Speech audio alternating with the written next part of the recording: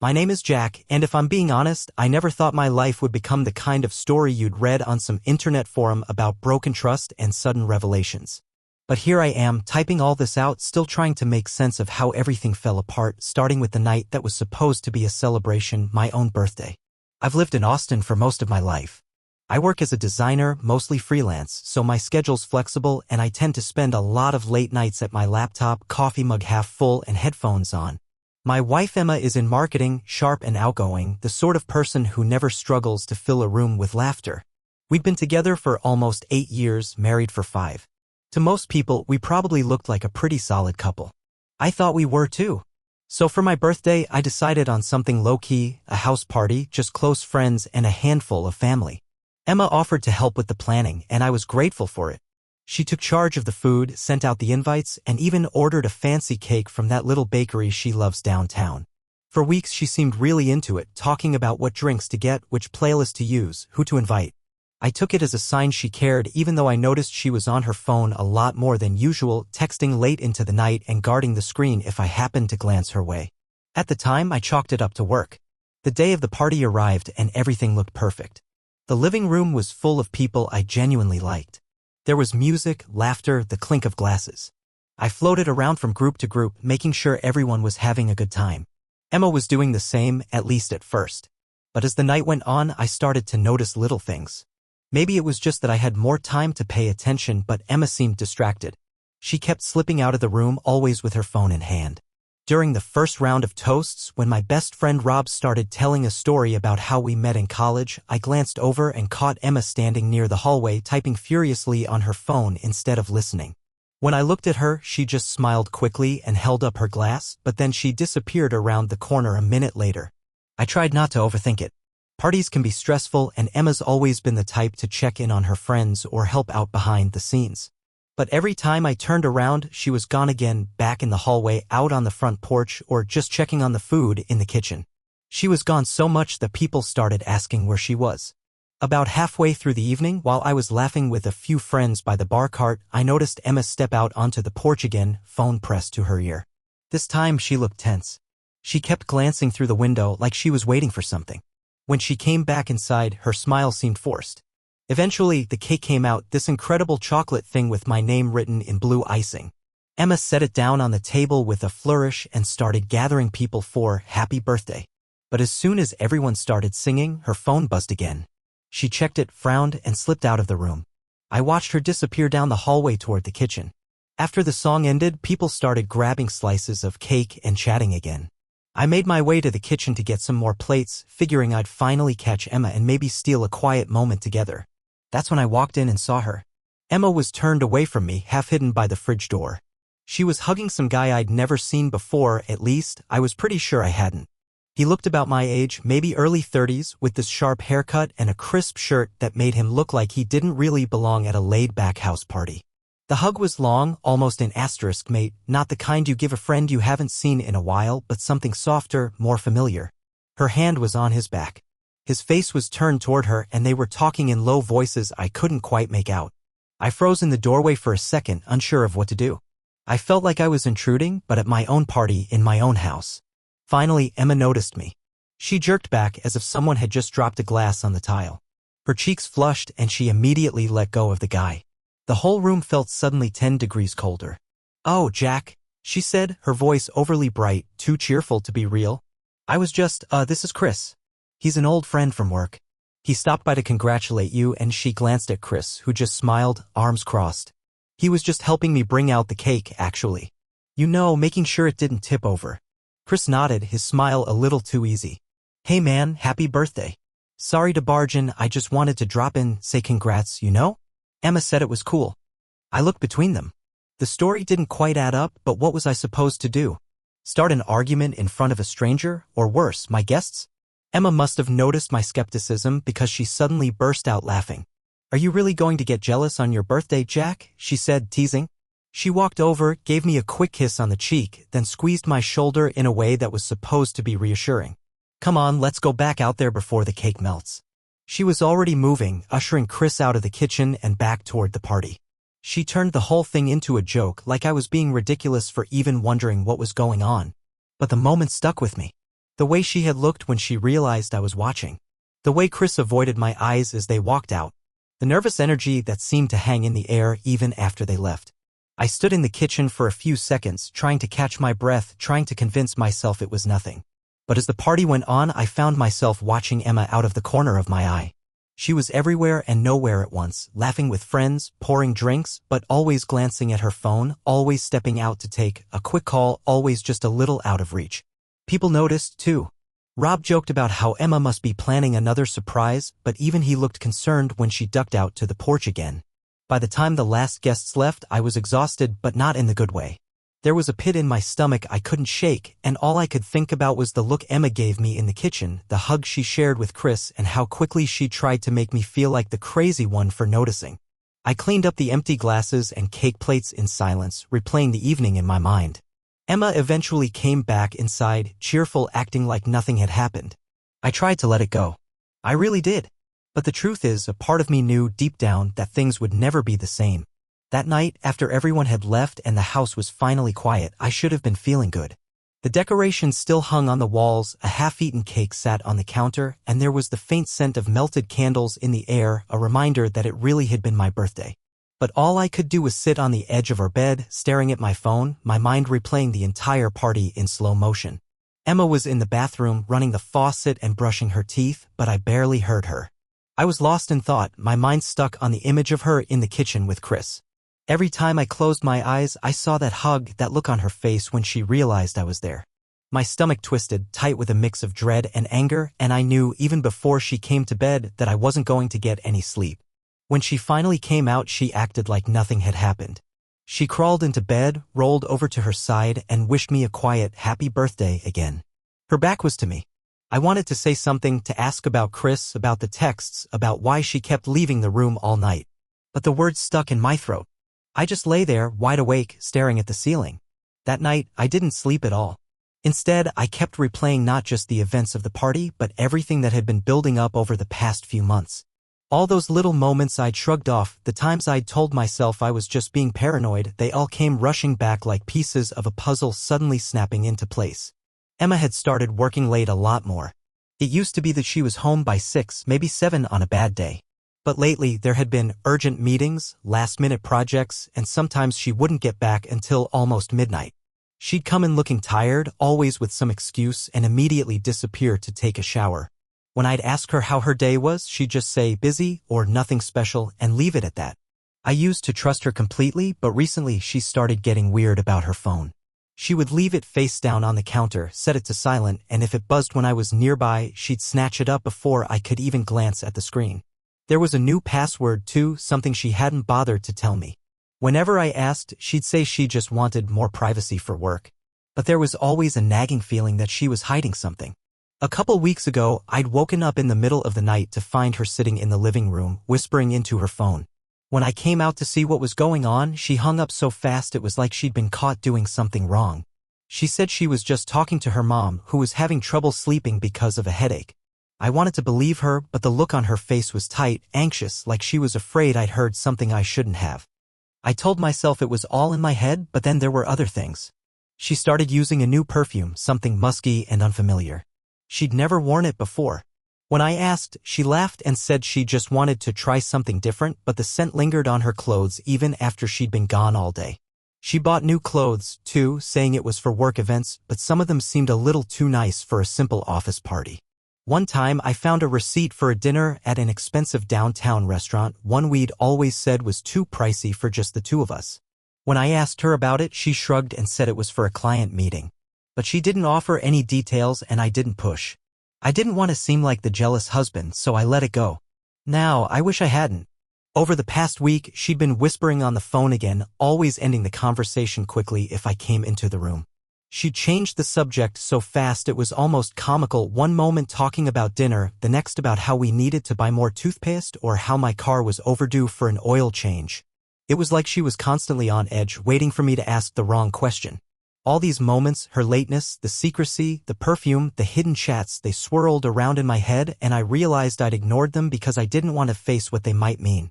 It was easier to pretend everything was fine, to chalk it up to stress at work, or to tell myself that every couple goes through rough patches. But after what I saw at the party, I couldn't do that anymore. The pieces didn't just add up, they screamed the truth I tried to avoid.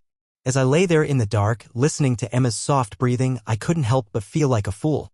I wondered how long this had been going on, how many nights I'd spent working late myself, thinking she was doing the same while she was out with someone else. I remembered the way she'd laughed when I caught her hugging Chris, the way she turned it all into a joke and tried to make me feel ridiculous. The more I thought about it, the angrier I got, not just at her, but at myself, for letting it slide, for not trusting my gut, for refusing to see what was right in front of me. But I couldn't ignore it anymore. Not after tonight. The next morning, Emma acted like nothing was wrong. She made coffee, talked about how fun the party was, and even asked if I wanted to go out for breakfast. I forced a smile, said I was tired, and watched as she texted on her phone, smiling at the screen when she thought I wasn't looking. I didn't confront her. Not yet. But I knew I had to do something. I couldn't keep pretending everything was normal when nothing about our life felt normal anymore. That's when I decided I'd start looking for the truth even if it hurt. I didn't have to wait long for the truth to come crashing down. The universe, or maybe just dumb luck, decided to answer my questions a lot faster than I expected. The morning after my birthday, I was still groggy from barely sleeping. Emma had left early for a supposed strategy meeting at work. The house felt emptier than usual, and all I could do was replay the previous night in my mind, the constant texting, her disappearing acts, that hug in the kitchen. I tried to convince myself I was being dramatic. I even started tidying up the last bits from the party just to keep my hands busy. That's when my phone buzzed. It was a call from Linda, our neighbor. Linda's usually the type who'd rather talk about gardening than gossip, but her voice was strained. "Hey Jack, sorry to bother you so early. Everything okay over there?" I said yeah, just tired from the party. She hesitated. "Look, I hope this isn't out of line, but last night, after most people left, I saw Emma out by the curb. She was with that guy from your party, Chris, I think? I saw them, well, it looked like they were kissing. Like, not just a friendly peck, you know? I thought you should know." My stomach dropped. The room spun for a second as I tried to process what she'd said. I thanked her honestly. I don't remember what words came out of my mouth. The phone felt like it weighed 100 pounds when I put it down. All the things I'd been worrying about, the late nights, the new perfume, the secret of phone calls, they suddenly lined up, sharp and clear, and pointed straight to the answer I didn't want to accept. I felt like an idiot. How could I have missed it? For about an hour, I paced around the living room trying to decide what to do. My hands shook and I couldn't stop clenching my jaw. Was Linda exaggerating? Was there a chance she'd misread what she saw? Some desperate part of me wanted to believe that. But I knew Linda, and I knew she wouldn't have called if she wasn't sure. I didn't want to confront Emma without something concrete. I needed proof. Not just for her, but for myself, so I couldn't be talked down, couldn't be made to feel crazy again. So I did something I never thought I'd do. I checked her laptop. Emma is careful, but not as careful as she thinks. The laptop was in her home office, still open from the night before. She'd stepped out so quickly in the morning that she hadn't bothered to close anything. My hands were shaking as I sat down. I told myself I was just looking for peace of mind, but deep down, I already knew what I'd find. Her email was already open. It only took a few clicks to find a folder labeled personal.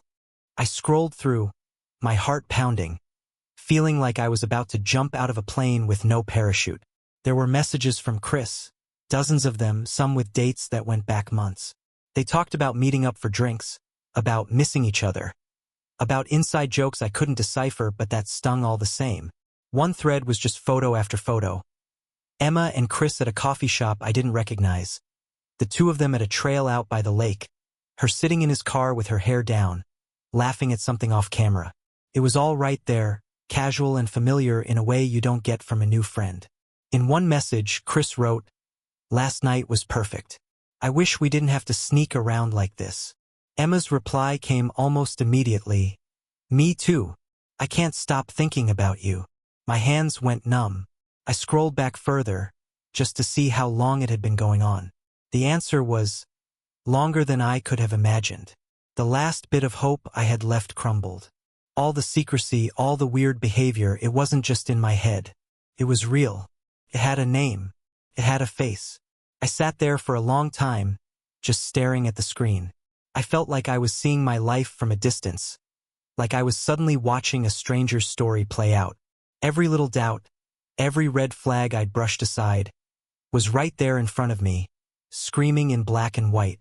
Eventually, I closed the laptop, my mind buzzing with a mix of anger, shame, and a sick sort of relief. There was no more guessing, no more wondering if I was being paranoid. I had my answer. When Emma got home that night, I didn't say a word. Not yet. I wasn't ready. I needed time to figure out what to do, to let the reality sink in. For the first time in our marriage, I looked at her and saw someone I didn't recognize. I realized I had crossed some invisible line, from suspicion to certainty, and there was no going back.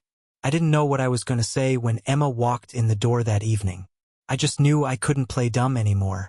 My mind was still reeling from everything I'd seen on her laptop. The messages, the photos, the inside jokes that made me feel like an outsider in my own marriage. She came home later than usual, letting the door shut quietly behind her. I was sitting at the dining table, the house still in that awkward limbo between day and night. She put her bag down and glanced at me, her expression a little too cheerful, like she was rehearsing normal. "Hey, you're up," she said, forcing a smile. "Sorry I'm late. Work was crazy. Want me to make dinner?" I shook my head. I think she sensed right away that something was off. I wasn't playing along anymore. There was a long silence, the kind that makes your ears ring. Finally, I took a breath and said, "We need to talk." She hesitated for a split second, then looked away, fiddling with her phone. "Sure. What's up?" I didn't dance around it. "I know about you and Chris. I know you've been seeing him behind my back. I saw the messages, the pictures. I know everything." For a moment, I almost felt bad for her. She went pale, her eyes flickering around the room, like she was searching for an escape route. Then her face hardened, like she decided, right there, that she was done pretending. She didn't deny it. She didn't cry or beg. Instead, she walked right over to the bedroom and started pulling open drawers, grabbing handfuls of clothes and tossing them into a duffel bag. I just stood in the doorway, stunned. Part of me wanted to yell, to demand an explanation, but the other part just felt numb.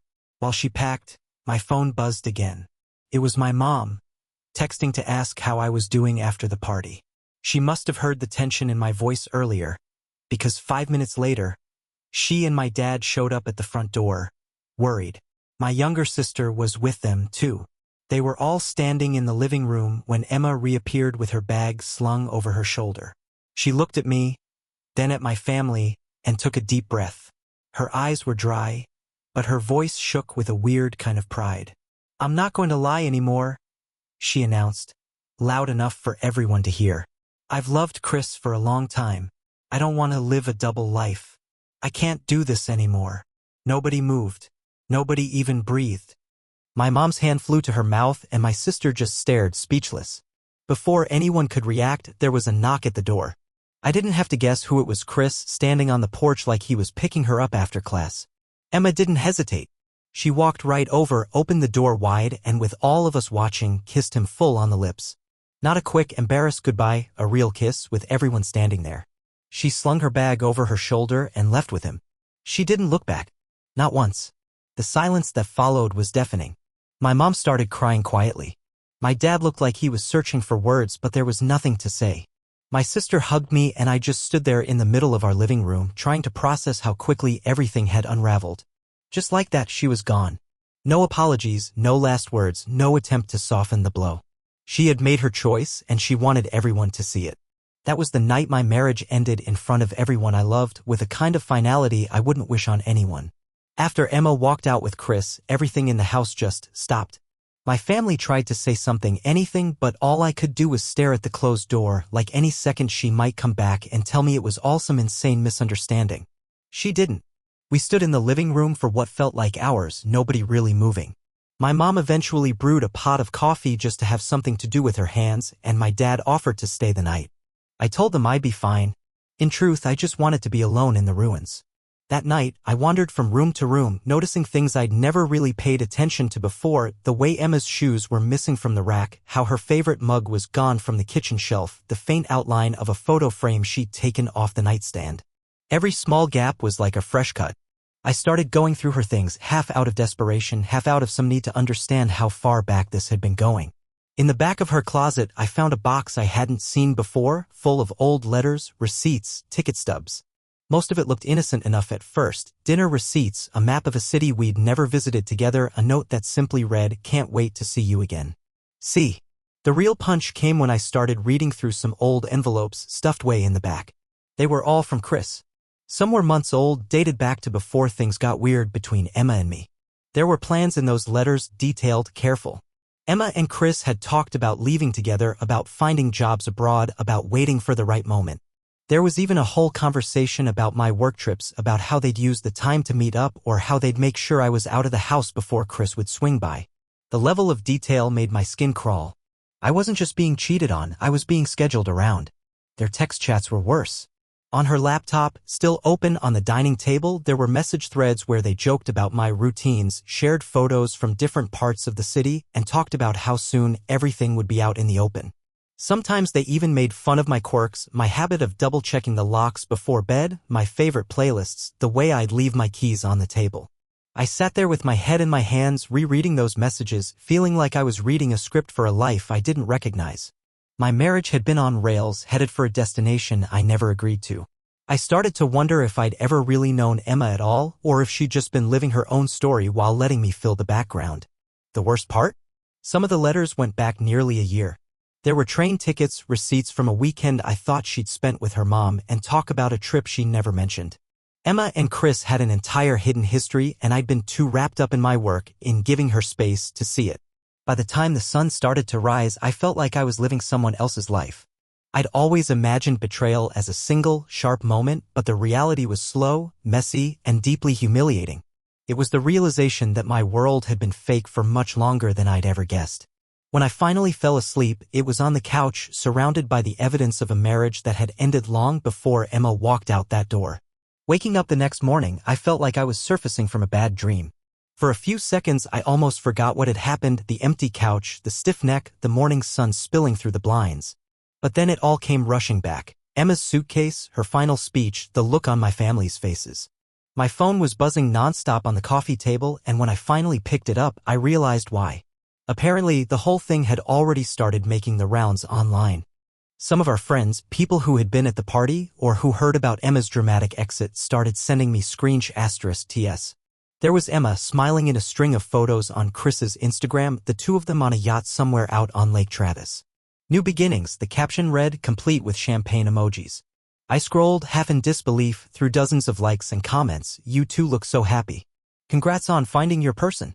There was even a photo of Emma and Chris clinking glasses, with the skyline in the background, both of them looking as if nothing in the world could touch them.